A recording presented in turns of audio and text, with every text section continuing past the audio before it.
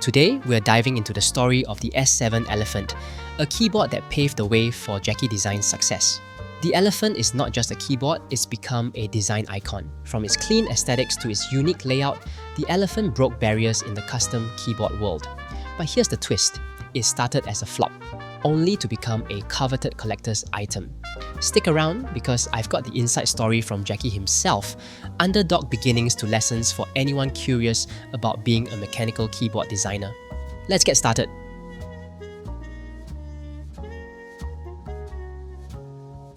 Picture this. It's 2018 and Apple just launched a mechanical keyboard. What would that look like? For Jackie, it was about embodying a minimalist and premium aesthetic. And that means smooth lines, clean contours, rounded corners, and arcs mirroring Apple's design philosophy. Well loved by designers all over the world. But unlike Apple's many blockbuster hits, sales of the Elephant was abysmal. Round 1 of sales, only 32 units sold. Round 2, marginally better with 106 units. A terrible, terrible record for any business. Fast forward to today, and it's valued at over $1,000 on Mac Market, more than 3 times its original retail price. What went wrong? But more importantly, what went right?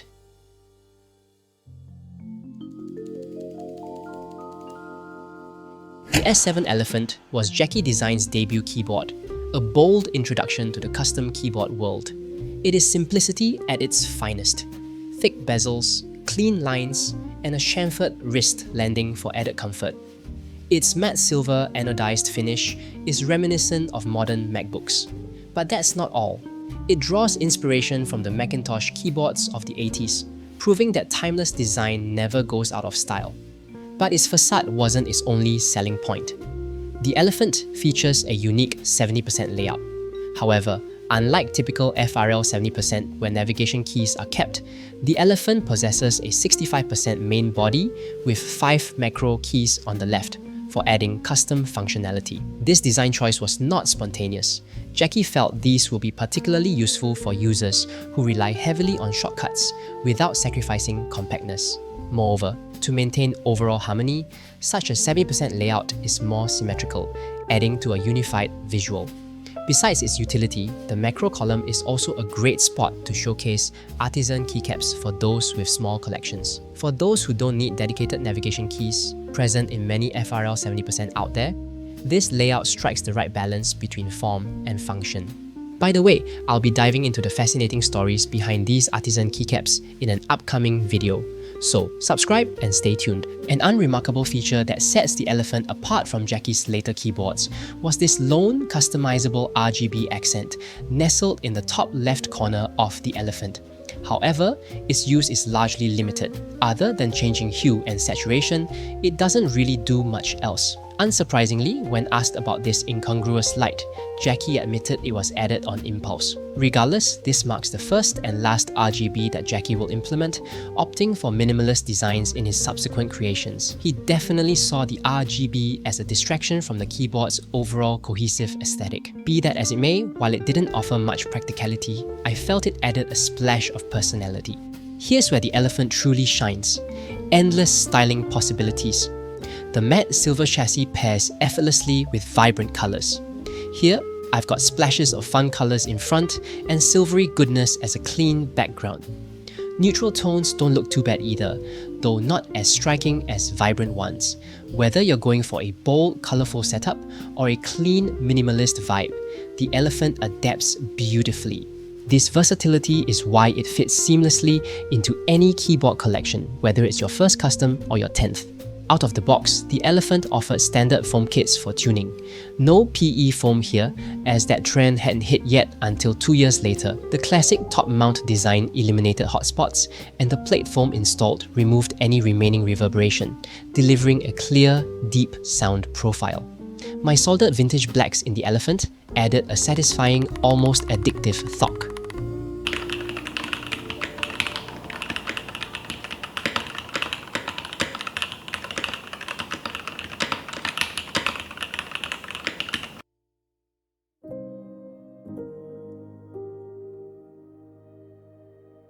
Now for the plot twist, The Elephant was priced at just $300 during its group buy, shockingly affordable for a custom keyboard of its quality.